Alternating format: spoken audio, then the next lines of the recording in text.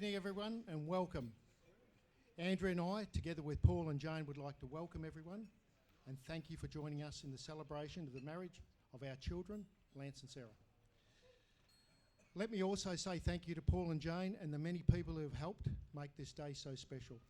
And also thank you to Andrea for helping as well. Our appreciation also to everyone who has travelled from far away, and thank you for being here. We hope you all relax and enjoy the evening, and hope to see you on the dance floor later. With formalities aside, I'm going to tell you something about my daughter who is marrying the love of her life. Sarah is determined and focused, and when she sets her mind to something, she achieves those goals, but she also has a softer side. Sarah has always been quite entrepreneurial and loves cooking, especially sweet things. So Lance, I don't think you'll ever go without a cake, a scone or a biscuit.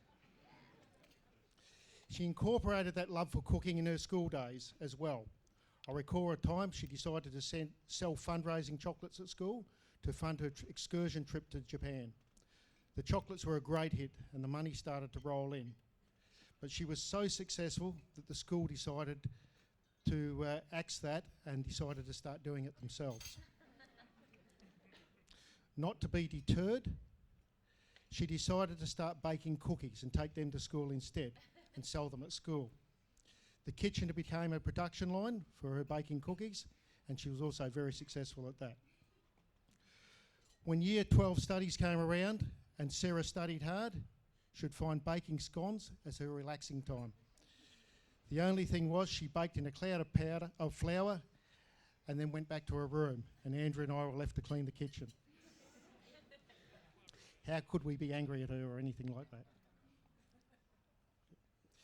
In years before this and after, Sarah negotiated with us that she would cook something nice if we would clean the kitchen and do the dishes. The delicious food was well worth it. Yeah. Another time, Sarah presented me with new house plans. The extension of the kitchen so she could cook more biscuits and take it to a larger scale. We also later had plans to knock out 2 walls for her bedroom so she could have the giant bedroom in the house. Sarah moved out of home to be closer to university. It was so difficult to catch up with her after that. She had so many girlfriends going out for breakfast, lunch and dinner. Photos on her Facebook would be dishes and meals she had ordered and wanted to cook. To see Sarah, we had to book a week or 2 in advance and slot a time mid-morning or mid-afternoon between her breakfast, lunch and dinners with her girlfriends. Even to talk to Sarah was difficult with gym sessions and her busy lifestyle. Texts would go back and forth, and I don't know if other parents felt the same, but I wanted a good old-fashioned phone call with my daughter instead of a text message. Okay. But I'll give you this story, my duty as a father. Lance, you may have been put through this same test, if not for this story. Now, I thought it was every father's job to protect his daughter, but maybe I took this one too far. Sarah had just started high school and the kids were put into study groups. A shy kid from her study group showed up on our front door one Saturday morning. I was out the front mowing the lawn and trimming the palm trees. I just brought a brand new axe with a shiny chrome head on it. You know those Saxon axes that flare out at the bottom with a great big sharp blade. Andrea came out and saw me a few times and I told her to go and check on the kids. She said to me, "Don't worry, they're on the computer studying." A short time went by and I couldn't help myself. I shinied the head of the axe on my shirt, threw the axe on my left shoulder, window side of course, and made my way to the computer room. With 3 loud, slow, firm taps on the window, I waited for him to turn around. He jumped out of his skin when he saw the axe, and I said in a deep, firm voice, "Are you kids all right in there?" His mum came around to pick him up a short time later, and we never saw him again. I thought as a loving, caring father, I'd done my job, but Andrea never spoke to me for a couple of days, and Sarah a couple of weeks. So Lance, you've had a much easier run. Lance, we welcome you into our family, the same as Paul and Jane have welcomed Sarah into theirs.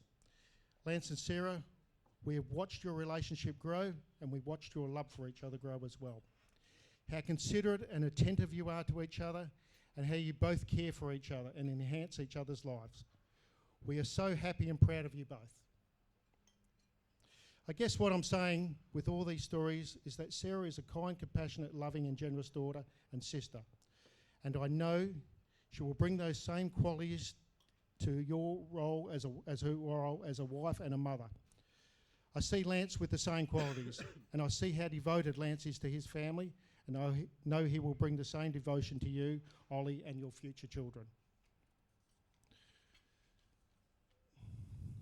I've shared these stories as a backdrop, and in a short while you'll have your first dance with Lance as husband and wife. I know I'm going to have to let you go, Sarah, but I do so joyfully and with a full heart. So I propose a toast. Let's all wish Lance and Sarah a home filled with happiness, health and prosperity. To Sarah and Lance.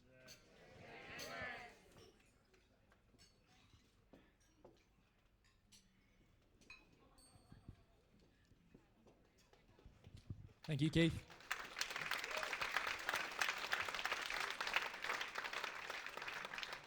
I now ask the father of the groom, Paul Fossil Hinds. That's my favourite store, the Fossil store. Thank you, KG, extraordinaire MC. Thank you.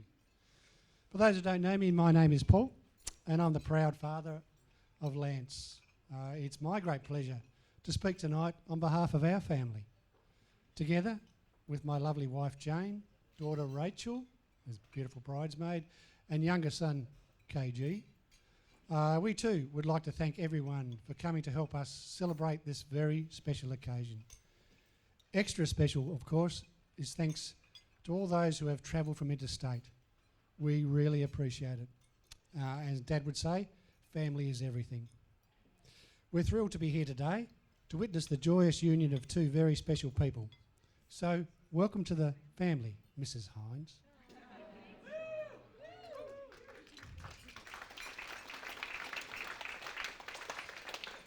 So that welcome is warmly extended to Sarah's parents, Keith and Andrea, and brother Alex. Our family are extremely happy that Lance and Sarah have found each other.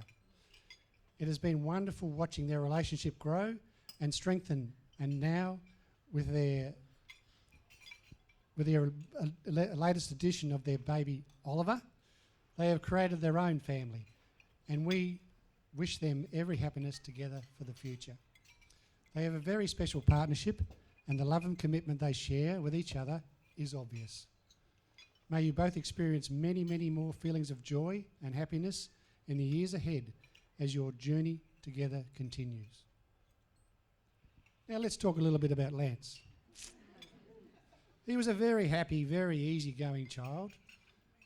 In fact, he had our childhood attention for 6 years before a sister and brother came along. As long as he was outdoors with a bat, ball and or racket, he was happy. His hand-eye coordination developed strongly and quickly, and he would have a go at any sport. These early years, no doubt attributed to his future as a tennis player, coach, mentor and teacher. He started coaching tennis around the age of 15, also playing at club level and later at state level. Along with his mates, who have now become lifelong friends, they enjoyed many successes together. The trophy cabinet was starting to fill up. The most significant event occurred when he was invited into the Applecross tennis program at Applecross High. Tennis was determined to become his life. He kept up his studies, of course, which he was very, very good at, and went on to achieve 3 degrees at 2 different unis. So coming full circle, he returned to Applecross High School as a teacher, being involved in the tennis program that he was part of as a student. And guess what? He could call the teachers by their first name. He became part of a very, very successful program over the years, winning numerous WA tennis titles, as well as winning the Nationals in 2019. Well coached, I believe. Lee, Jardine, Lance, and apparently Phil. Well done.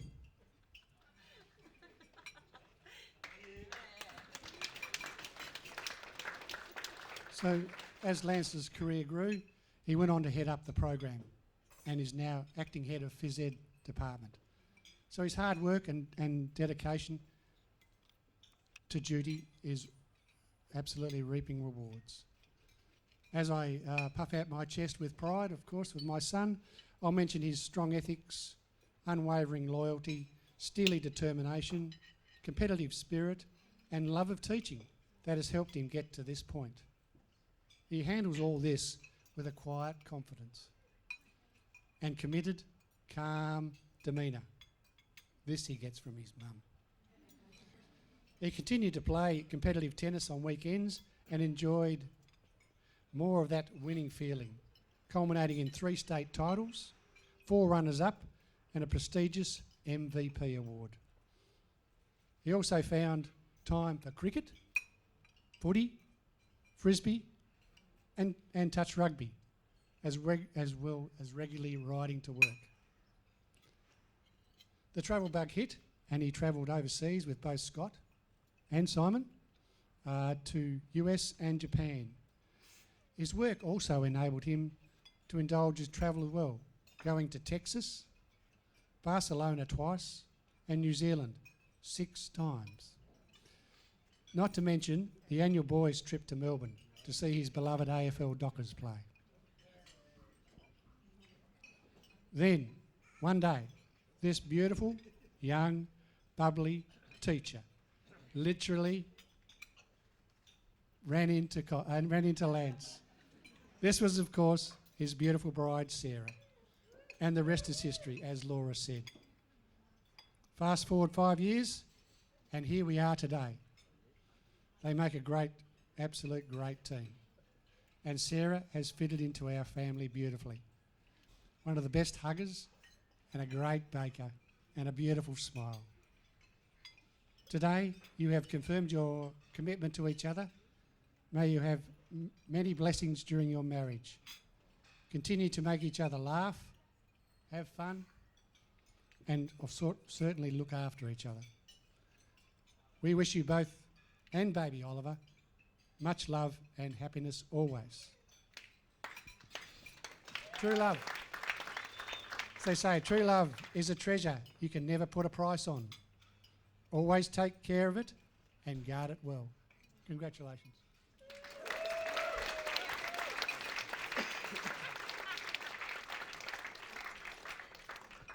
Gentlemen, can I have your attention, please? I now call upon the best men, Simon and Scott, for their speeches. Thank you, KG. Now, Lance had 2 jobs for this wedding. One was to fold the little name cards you've got here. Done a pretty good job at that. The other was to pick a best man. Didn't succeed at that. So you're stuck with 2 of us tonight. First, I'd like to start.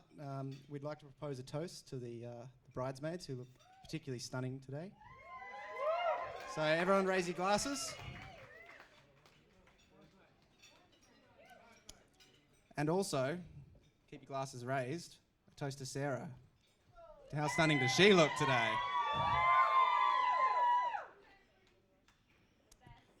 So, I'm Simon. I've been mates with Lance since he had hair. That was quite a long time ago. Down at East Freo Tennis Club about 20 odd years ago. The Eagles won a flag the year after I think we met, and it's surprising we're still friends. My name's Scott. I'd just like to pick a point of contention with you, Simon. We know that you, as an Eagles supporter, were never going to be the best man, so bad luck. I met Lance through Simon in about 2007. We were going down to Southbound Festival in Busselton, and Lance didn't have anywhere to camp with Simon, so he foisted him on to me, and we set up camp next to each other, but survived that, been mates since then, and survived living together in Adelaide from 2012 to 2014. Yeah. So some early memories with Lance consisted of a lot of tennis, both coaching together down at Marshall's Tennis Academy, but also Lancey coaching me, trying to make me a somewhat competent tennis player. I don't think he ever succeeded in that, but it sounds like he had a lot more success in the rest of his coaching. More recently, we've played a lot of cricket together, which has been a lot of fun. And as Paul mentioned, we also went on a couple of ski trips over to Falls Creek, and he also joined me in Japan, where I tried to teach him to ski powder. Not sure I was successful at that either. There was a lot of choice words in my direction from Lance, but we got through and we're still mates, so that was good. We also had a lot of fun at a lot of Melbourne footy trips, which was also mentioned by Paul, where Lance seemed to have a miraculous ability to recover from the hangovers that normally completely cripple him. Something about the side of the MCG that always seemed to perk him up a little bit. Some of my fond memories with Lance are travelling the US in 2012, which Paul did mention. What Paul didn't mention was that Lance's approach to organisation was similar to the wedding, and he tried to outsource the entire organisation of the trip to me. Notwithstanding that, though, we had some good times at the Barclays Centre in New York. We saw a basketball game on Christmas Day, saw an NFL game, and we went to Graceland and saw how Elvis lived his life. We've celebrated a lot of Dockers wins together, and unfortunately we've probably commiserated more losses than we've celebrated wins.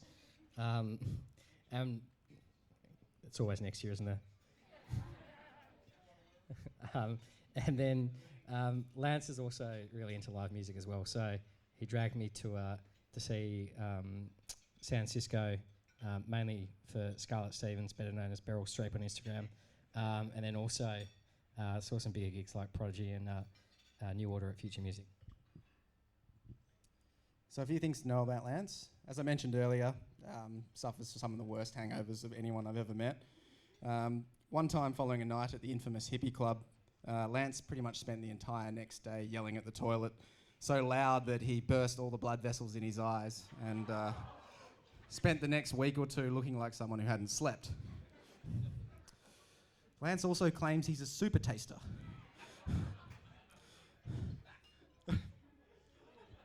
Apparently fact, and as someone who has a significant amount more taste buds than the average human, proven apparently by a photo of his tongue covered in green dye and counting all the taste buds on there. Not sure if it's true or not, but we do know that Lance has some special tastes when it comes to food. He claims to be allergic to chili, and he has a gag reflex to feta. One time at my place, there was a sneaky bit of feta in the salad, discovered itself, and Lance threw his food back up on his plate. Also mentioned a couple of times, planning is not one of Lance's strong points. The fact that Scotty and I found out about this speech about a week and a half ago was a testament to that. It wasn't through Lance either. It was through one of the bridesmaids after the hens night. And also maybe getting Sarah pregnant 12 months out from the wedding wasn't another good example of planning. So the reason we're all here today, the meeting of Sarah and Lance, these guys started dating in 2017, which doesn't seem like that long a time ago, but just to refresh your memory, a few things that happened in 2017. The Dockers finished 14th, but David Mundy did kick a goal after the siren to sink Richmond at the MCG. The phrase fake news was created, and someone in the US state of Massachusetts won a record lottery of $760 million. So, we all thought Lance was leaving his run with ladies a little bit late, but as we've heard today from a few different people, there was a fateful meeting in the corridor where Lance ran into Sarah. Sarah ran into Lance. Our chivalrous hero Lance leapt into action, picked up all her papers. What has been omitted from the story so far is that Lance had his short shorts on, his calves were out, and Sarah got a flash of the dangerous calves. That is not a joke. Sarah did describe his calves as dangerous. Now, there's some conjecture about who made the first move. Usually, people in a relationship try to escape the blame for making the first move. Lance and Sarah both claim credit for it, however. What we do know is that they came back from a ski trip in New Zealand in 2017, and they've been inseparable since, and it's been awesome to see. Some might say that the winner of the 760 million jackpot in 2017 was the biggest winner of the year, but I think that was you, Lance.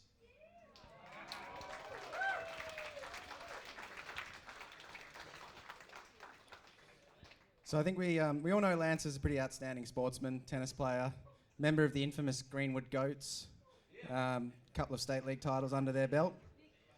Played a couple of games of country footy before he self-diagnosed himself with osteitis pubis. But in all seriousness though, Lance is one of the most loyal and reliable blokes that I know. Always willing to take a call, always willing to help out and have a chat. Family and friends are extremely important to him. And this is reflected in just the number of people who are here today and have travelled from over east and Tassie and everywhere else. All of which will put him in good stead for a long and happy future with Sarah, Ollie and Sonny. So I'd like to invite you in raising your glasses with me and a toast to Sarah and Lance. Sarah and Lance.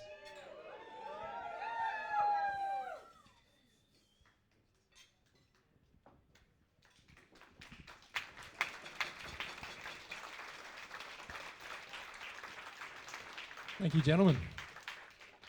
It's now time for Lance and Sarah to cut the cake. Give you a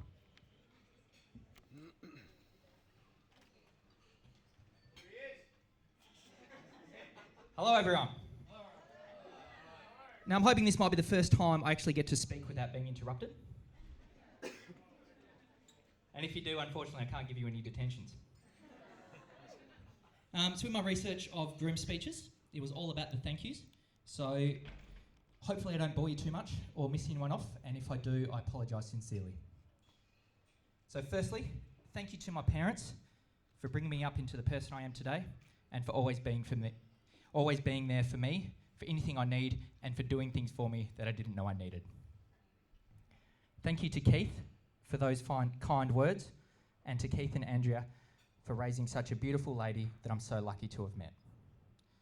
I'll take on your wonderful advice, and I promise to always be there for Sarah and to look after her and our family for the rest of our life.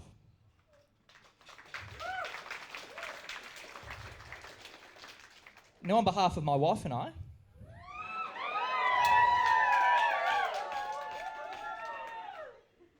we would also like to thank everyone who has travelled to share our special day with us. It means a great deal to us to know that we have family who care for us and have welcomed us into their respective families so seamlessly. So thanks to those who have travelled from Queensland, Melbourne, Canberra, Collie, and the big contingent from Tassie. Yes, we are all related in more ways than one.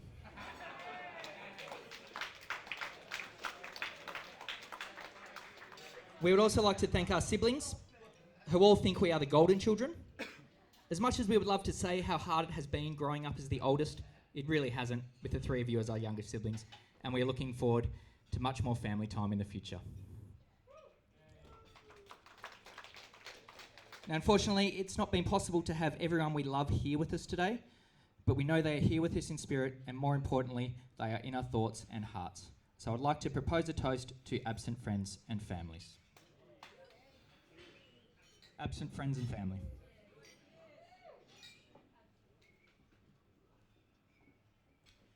And thank you to the bridesmaids.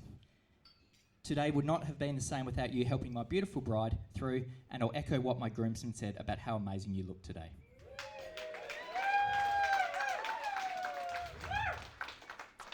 To my groomsmen, thank you for that speech. Nice to see you both love to exaggerate stories. But I've never won an argument against either of you in almost 20 years of friendship, so I'm not about to start one now. And thanks for my Bucks Day. I think I'm still recovering, but it was totally worth it. But seriously, I've cherished our time spent together, from our travels, boys' footy trips, fine session, or even just having a beer, a chat and a laugh. So I thank you for your friendship, your organisational skills, and I hope it continues long into the future when we are grumpier, older men.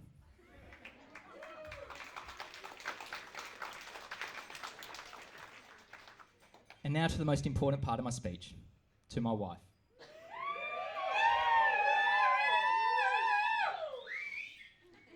You continue to amaze me every day as my lifelong partner and now mother to our beautiful son, Ollie. As Laura alluded to in the ceremony, as a lot of people have tonight, when I first saw you, I noticed the cute little blonde girl with the big blue eyes and an even bigger smile. I was clearly infatuated because I didn't even notice the eagle's lanyard that was around your neck.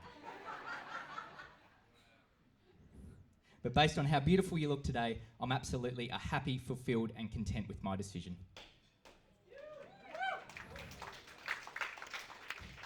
So not bad for a short, bald man with glasses. And Ollie is very thankful he got your looks too. I'd also like to acknowledge the things you've taught me. I now know the difference between a mimosa and a samosa. I've learnt that being hangry and having pregnancy brain is a real thing. I've learnt how to order new rubbish bins from the council thanks to your reversing skills.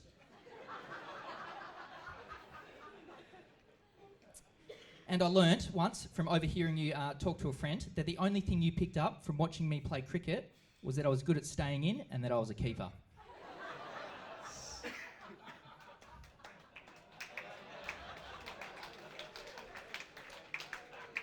But I fell in love with your positivity, your humour, your lovely and amazing caring nature, from the little notes in my lunchbox, the frozen Cokes when I'm hungover, taking care of the spiders, or just a big warm hug when I've had a rough day.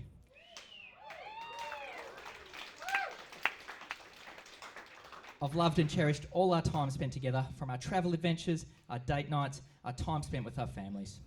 You make me a better person, and in my eyes, you are truly the nicest, most beautiful person in the world, and I'm very lucky to have you.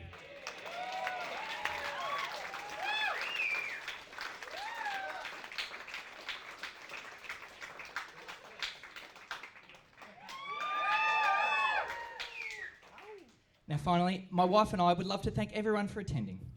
You have all touched our lives at some point, and we hope that you're enjoying the occasion every bit as much as we are. We would also like you to thank you in advance for the cards, presents, and support. And finally, thanks to Laura, our celebrant, Kyle, our MC, and our other vendors, and to everyone who has helped out with little jobs today.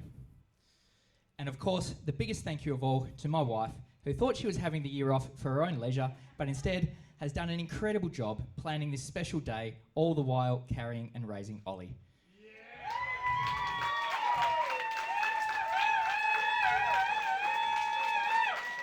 So could you please raise your glasses to my beautiful wife, the one I love, Sarah.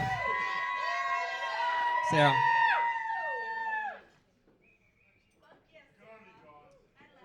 And thank you. Enjoy the rest of your night.